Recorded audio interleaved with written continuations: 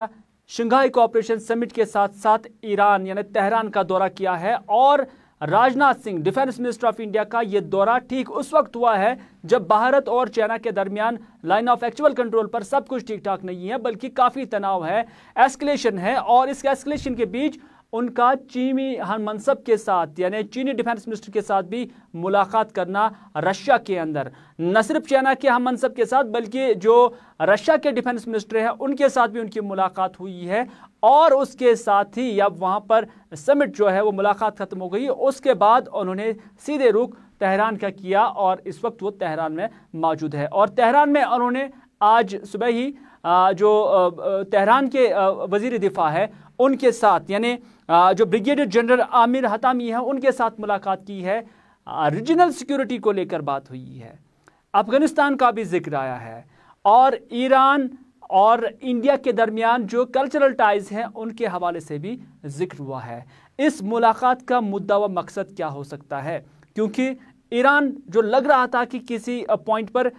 भारत से रिलेशंस को लेकर खारजी स्तर पर डिप्लोमेटिक स्तर पर थोड़ा पीछे चला गया है। और ये वही ईरान है जो आज की डेट में पाकिस्तान के साथ साथ चाइना के काफ़ी क्लोज नज़र आ रहे हैं, क्योंकि चाइना ने वहाँ पर एक ह्यूज इन्वेस्टमेंट कर दी है। और जहाँ चाइना और इंडिया के दरमियान आज रवाबित ठीक नहीं है, रिश्ते ठीक नहीं हैं, इस सब के बीच डिफेंस मिनिस्टर राजनाथ सिंह का दौरा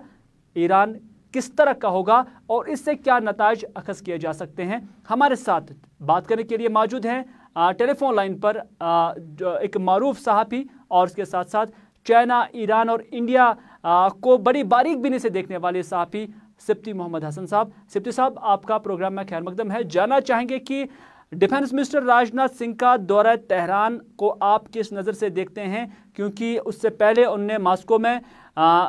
जो रशिया के डिफेंस मिनिस्टर और चाइना के डिफेंस मिनिस्टर उनके साथ भी मुलाकात की है और उसके बाद वो वहाँ चले गए। हालांकि मुबस्सिरीन का मानना है कि ये दौरा शेड्यूल था, इसमें कुछ नया था नहीं था, लेकिन इससे आप ईरान और भारत के रिश्तों को कहां पर देखते हैं और चाइना के साथ जो एस्केलेशन अभी भारत की चल रही है उस पर किस तरह का असर इस दौरे से पड़ेगा, इस मुलाकात से पड़ेगा? इसको इस तनाजुर में देखने की जरूरत है। जो मॉस्को में मुख्तलिफ वज़राए दिफा की एक कॉन्फ्रेंस रही, उसमें जो राजनाथ सिंह है वो चीनी वजीर दिफा से मिले और वो मुलाकात तवील थी, लेकिन उस मुलाकात में क्या कुछ सामने आया वो अभी देखना बाकी है। लेकिन एक कोशिश है, यानी इंडिया एक कोशिश कर रहा है कि इस मामले को सफारती तौर पर हल किया जाए और सफारती तौर पर हल करने के लिए वो उन ममालिक का सहारा लेना चाहते हैं जो चीन के काफी करीबी माने जाते हैं। तो इस वक्त जो चीन का सबसे ज्यादा करीबी माना जाता है तो वो ईरान है, क्योंकि ईरान में जिस तरह से इन्वेस्टमेंट अब सामने आई है चाइना की, और चाइना जिस तरह से चाइना और ईरान रिलेशन है उसमें मदद या इस मामले को डिफ्यूज करने के लिए सफारती कोशिशों में राजनाथ सिंह ने तेहरान का दौरा किया और तेहरान में वो अपने हम मनसब से मुलाकी हुए। वो एक मुलाकात रही, लेकिन वहां पे जो वहां का सबसे कसीरुल इशात अखबार है रोजनामा तेहान, उसमें एक इदारिया छपा है। उस इदारिया में ये लिखा गया है कि हिंदुस्तान, यानी उन्होंने इशारतन नहीं बिल्कुल वाज़ेह तौर पर कहा है कि हिंदुस्तान हमारा एक करीबी और दोस्त मुल्क रहा है, लेकिन उसके बाद जो हिंदुस्तान का रवैया ईरान के तई रहा वो हौसला अफजा नहीं रहा और ईरान ने उन्हें दोस्ती निभाने के लिए काफी मौके फराहम किए, लेकिन उनके मुताबिक, मैं अखबार को कोट कर रहा हूं, कि जो कमिटमेंट ईरानियन और इंडियन गवर्नमेंट के दरमियान थी उसमें इंडियन गवर्नमेंट यानी मस्बत तरीके से आगे नहीं चल पाई। और अब जब हिंदुस्तान को मुश्किलात का सामना है तो वो अपने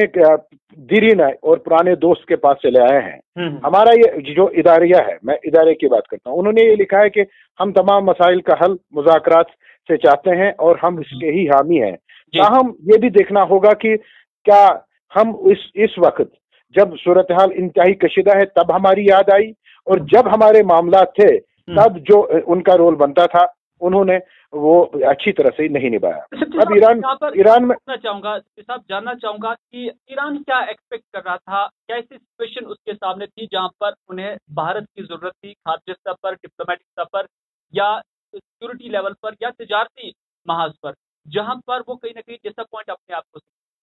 देखिए, ईरान के लिए हिंदुस्तान इंतहाई अहम था जी, इस लिहाज से, क्योंकि अगर सबसे ज्यादा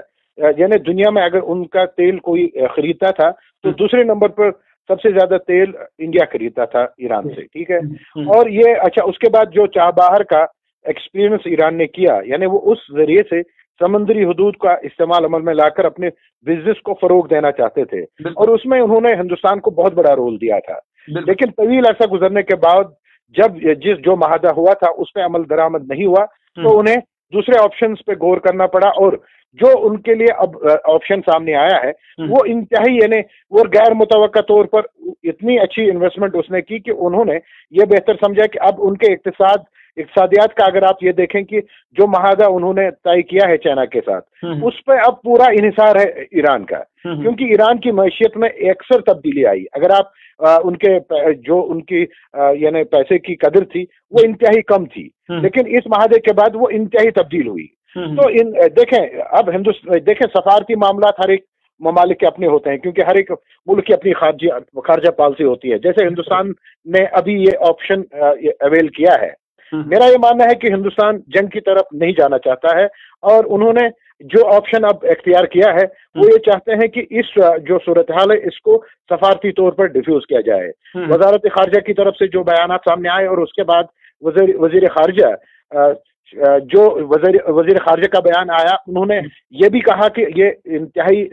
खतरनाक सूरत हाल है, और उन्होंने ये भी कहा इस ज़मीन में कि 1962 से भी खतरनाक सूरत हाल है। लेकिन जो एक मुंह है, अच्छा, अब आप इरताज की तरफ जाइए। इरताज जो रशियन न्यूज एजेंसी है, ऑफिशियल उनकी न्यूज एजेंसी, उन्होंने कहा कि इंडिया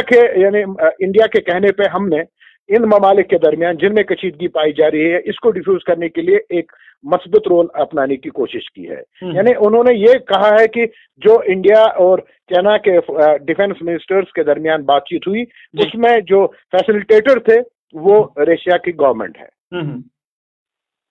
जी सिप्ती साहब, यहाँ पर जरूर ये जानना चाहूंगा आपसे, क्योंकि जो बायलैटरल मुलाकात की है इसमें सिक्योरिटी, उसके साथ साथ अगर देखा जाए जो तहजीब तमद्दुन है उसको लेकर डिस्कस किया गया है। लेकिन दूसरी जानिब,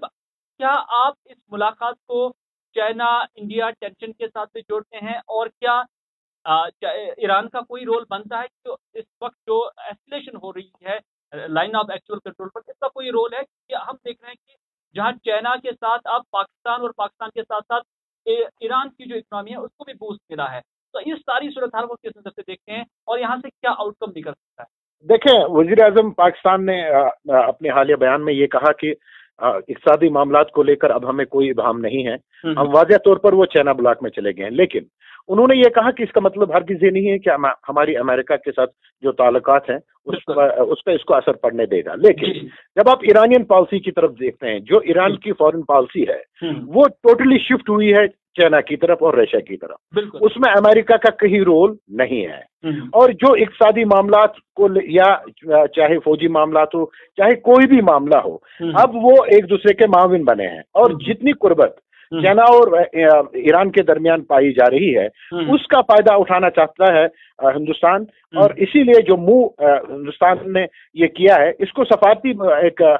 सतह पर इसको देखना होगा। और ये कोशिश जो इन्होंने शुरू की है, अगरचे जो पॉलिटिकल एनालिस्ट है उनका ये मानना है कि इसमें देर हुई है, लेकिन अब ये देखिए कि उन ऑप्शंस पे गौर किया जा रहा है। देखें, ईरान का रोल बनता है, क्यों नहीं बनता है आपको मैं बताऊं। ईरान का असर जरूर मतलब वाकईतन चाइना पे है, क्योंकि चाइना के हवाले से जितने वो मतलब आगे चले गए हैं, यानी वो बहुत गैर मामूली हद तक वो आगे बढ़े हैं। तो इस पे जाहिर सी बात है हिंदुस्तान में जो पॉलिसी मेकर्स है उनकी उस पे नजर बिल्कुल वाज़ेह है। उनको ये भी पता है कि चाइना और ईरान के दरमियान कितने गहरे ताल्लुकात बन चुके हैं, और वो उसका भरपूर फायदा उठाना चाहते हैं। लेकिन ये कहना कब्ल वक्त होगा कि क्या जो ये मूव अभी इंडिया ने किया है ये फ्रूटफुल होगा ये या नहीं होगा। लेकिन एक शुरुआत उन्होंने की है, और उसके हवाले से मैं आपको एक बात बताऊं, माविन जो है प्रेसिडेंट रूहानी के, उनसे यानी तवक्का ये की जा रही थी, अभी तक तो ये नहीं है कि प्रेसिडेंट रूहानी से भी राजनाथ सिंह मिलेंगे, लेकिन अभी तक उसके बारे में मुझे इतलात नहीं है। लेकिन ये जरूर है कि जो उनके माविन है उनसे उनकी मुलाकात हुई है, और माविन की तरफ से जो एलामिया या जो बयानिया जारी हुआ है उसमें ये उन्होंने कहा है, यानी उन्होंने इस बात का जिक्र किया है कि हम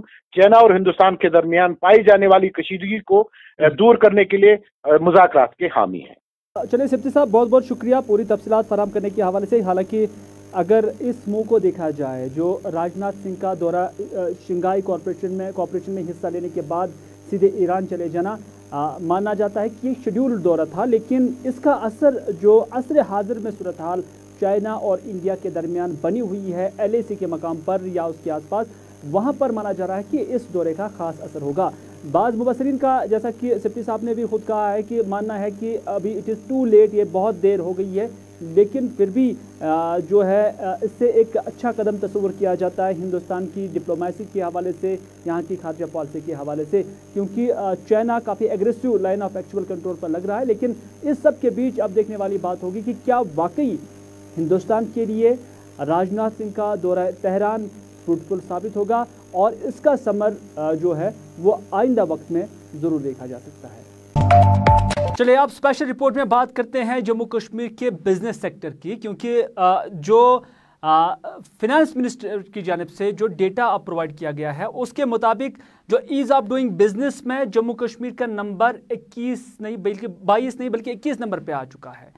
टोटल 36 स्टेट्स में से जम्मू कश्मीर का नंबर जो है वो 21 नंबर पे पहुंचा है। हालांकि पिछले साल माना जा रहा है कि ये 22वें नंबर पे थी, लेकिन अब 21वें नंबर पर आई है ईज़ ऑफ डूइंग बिजनेस में, यानी बिजनेस को कैसे बासानी किया जा सके और इसमें क्या हाई रुकावटें हैं, ये हम ज़रूर जानने की कोशिश करेंगे। और आखिर क्या वजह है कि जम्मू कश्मीर का नाम 22वें या 21वें नंबर पर आता है, क्या वजह है कि उत्तर प्रदेश, मध्य प्रदेश और बाकी मिजोरम या बाकी स्टेट्स क्यों कर बिजनेस को लेकर या बिजनेस डूइंग्स को लेकर पहले सफ़े पर आते हैं, पहले पन्नों पर आते हैं, उनका नंबर जो है काफ़ी आगे है, लेकिन जम्मू कश्मीर आखिर पीछे क्यों है? अगर पूरे मुल्क की जो सरकार है वो यहीं पर तवज्जो मरकूज़ की हुई है, अगर जम्मू कश्मीर के लोगों का जहन जो है, दिमाग जो काफ़ी फर्टाइल माना जाता है, लेकिन इसके क्या वजूहात होंगे? हमारे साथी सईद इरफान फाजिल से हम जानना चाहेंगे। फाजिल, हमने देखा कि जम्मू कश्मीर का नाम ईज़ ऑफ डूइंग बिजनेस में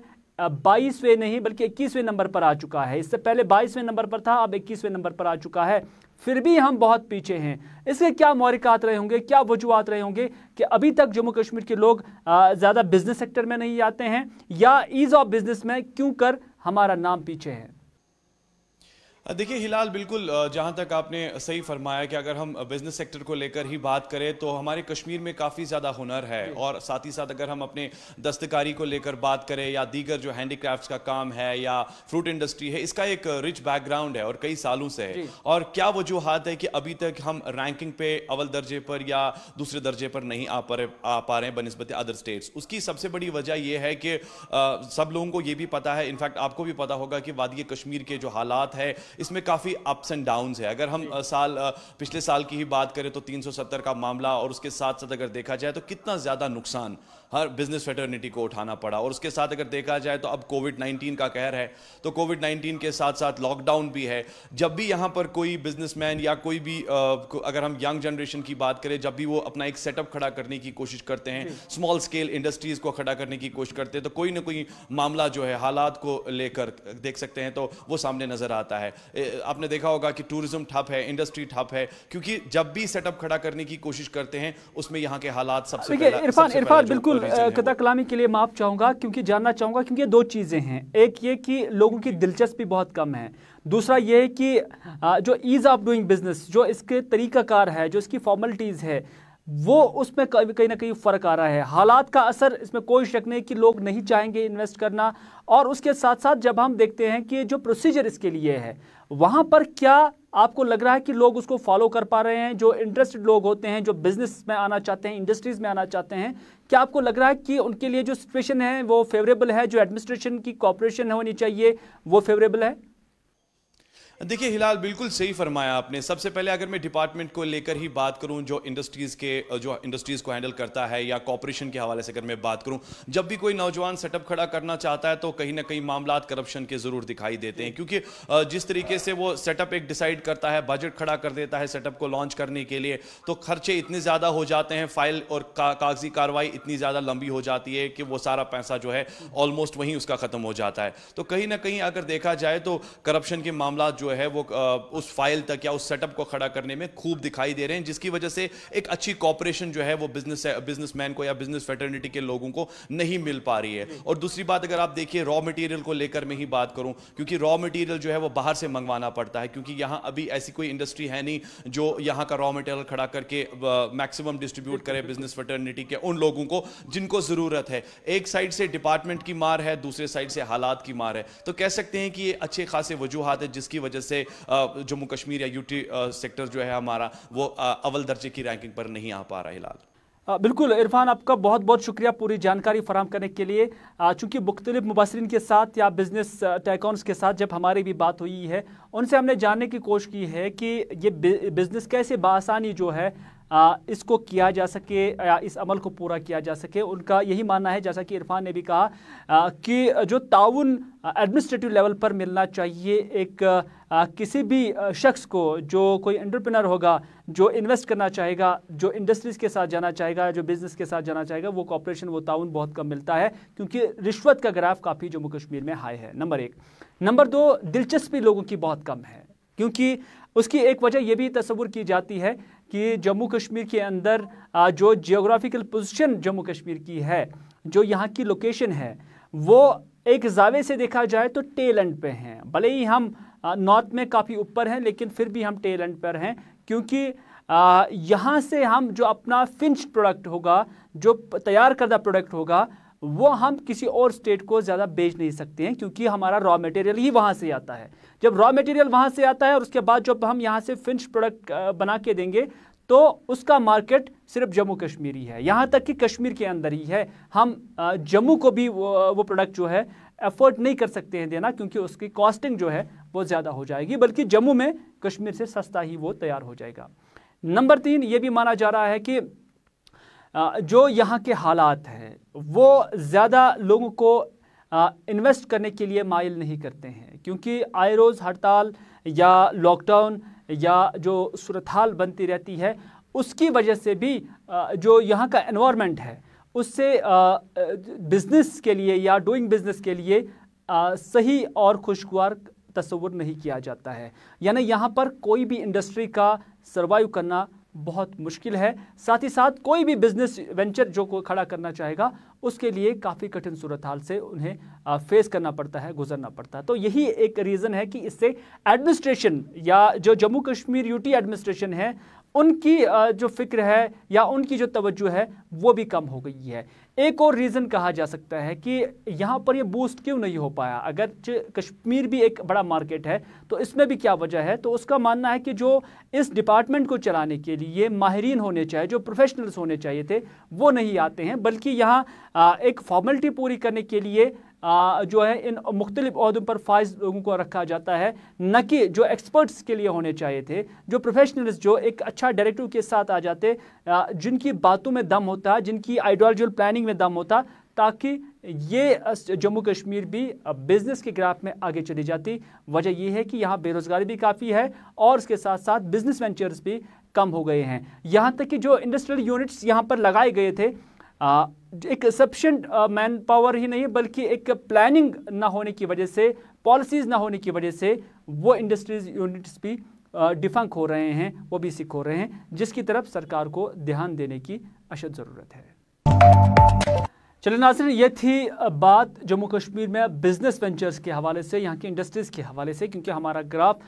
ईज़ ऑफ डूइंग बिजनेस में काफ़ी नीचे चला गया है। लेकिन इतना ही नहीं, डेवलपमेंटल एस्पेक्ट्स पे भी हम कहीं पर भी एग्जिस्ट नहीं हो रहे हैं, क्योंकि हम आपको वो रास्ता दिखाएंगे जो सालूरा गांदरबल से बंगलूरा रोड की जब हम जिक्र करते हैं कि इसकी भी डेवलपमेंट नहीं हो पा रही है। मकामी लोगों का मानना है कि इस रोड की हालत इतनी खस्ता है कि यहाँ से चलना महाल हो गया है। 12 साल पहले इस पर काम शुरू किया गया था, लेकिन अभी तक भी इस रोड को काबिल आमद रफ्त नहीं बनाया गया है। मकामी लोगों ने हमारे साथी जो सलीम वानी है कंगन से, उनके साथ बात की है और उन्होंने क्या कहा, आइए देखते हैं। कि आप जानते हो कि हमारी डिस्ट्रिक्ट एडमिनिस्ट्रेशन से यहाँ पे एक इकदाम उठाया था कि हर एक रोड उसको मैगडम किया जाए, लेकिन हम ये बिल्कुल समझने से कासिर है कि हम सालूरा बमनूरा जो लिंक रोड है, हम यहाँ के बस्कीने हैं, हम भी टाउन के साथ ताल्लुक़ रखते हैं, टाउन में रहते हैं और टैक्स भरने वाले लोग हैं। ये रोड जो है, जो जहाँ पे इस वक्त हम खड़े हैं, पिछले 30 सालों से हम कंटिन्यूसली डिमांड कर रहे हैं कि इस पर मैगडमाइज होना चाहिए। 3 बार इसको लिस्ट में रखा गया, लेकिन हम बिल्कुल ये समझ नहीं पाते हैं क्यों इसको लिस्ट से उतारा जाता है,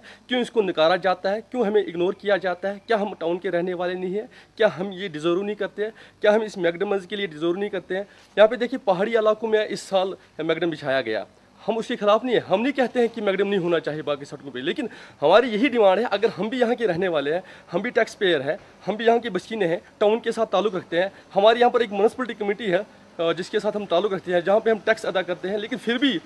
हमें ये जो रोड है बिल्कुल ये नकारा गया, इसको छोड़ा गया और आज तक बिल्कुल यहाँ पे मैगडमाइज नहीं हुआ। तो हमारी यही अपील है आला हुकाम से, यहाँ की डिस्ट्रिक्ट एडमिनिस्ट्रेशन से, अगर आप लोगों ने कदम उठाया है मैगडमाइजेशन का, तो ये रोड आप लोगों ने क्यों छोड़ा है, इसको क्यों नकारा गया, इसको क्यों इग्नोर किया गया। तो हमारी यही डिमांड है कि इस पर मैगडम फिलफोल होना चाहिए। हम सालूरा गांदरबल के मिस्कीन बाशिंदे हैं,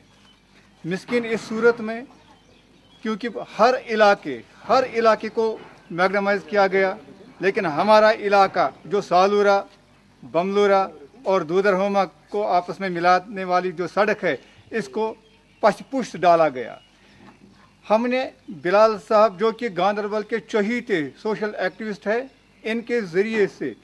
आला हुकाम तक अपनी मांगें पहुंचाई, लेकिन बदकिस्मती इसकी भी बेइज्जती हुई और हमारी तो होनी ही थी। हमने कई बार दरखास्तें दी,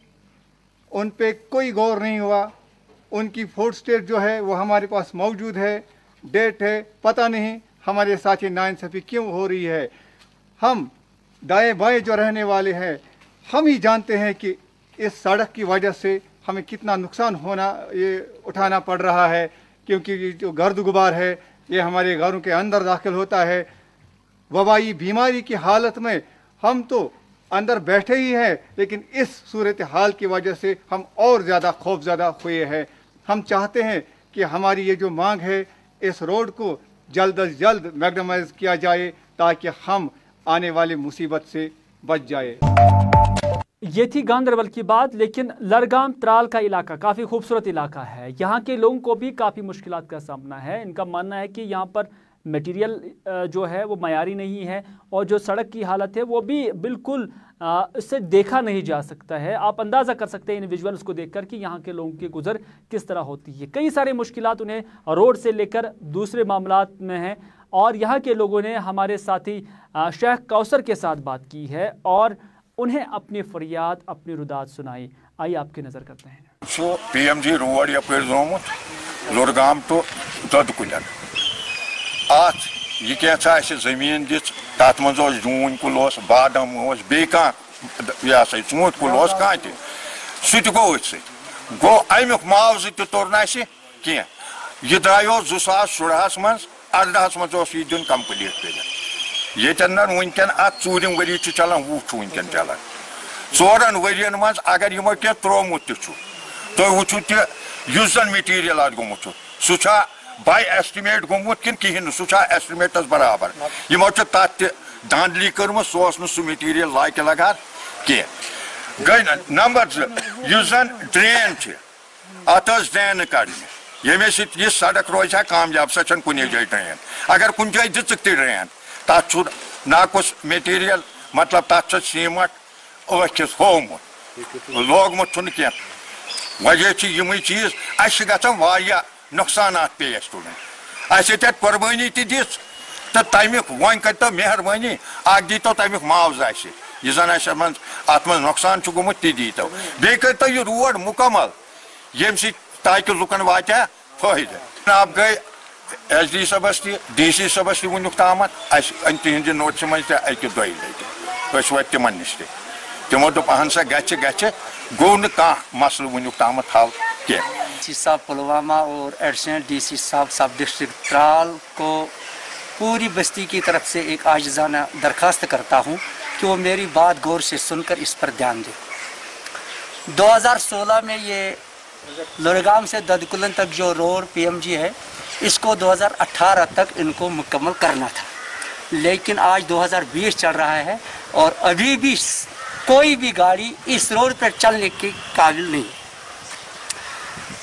अभी घास कटाई है, अखरोट की तोड़ाई है, लकड़ी काटनी है, बाकी मामलात है, लेकिन हम कहाँ से जाएं, किस में जाएं? गाड़ी कोई जा नहीं सकती, ऊपर रोड इसके काबिल है ही नहीं। तो हम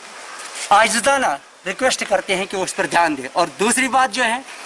जिन लोगों की ज़मीनें गई उनको भी अभी तक कोई मुआवजा नहीं मिला।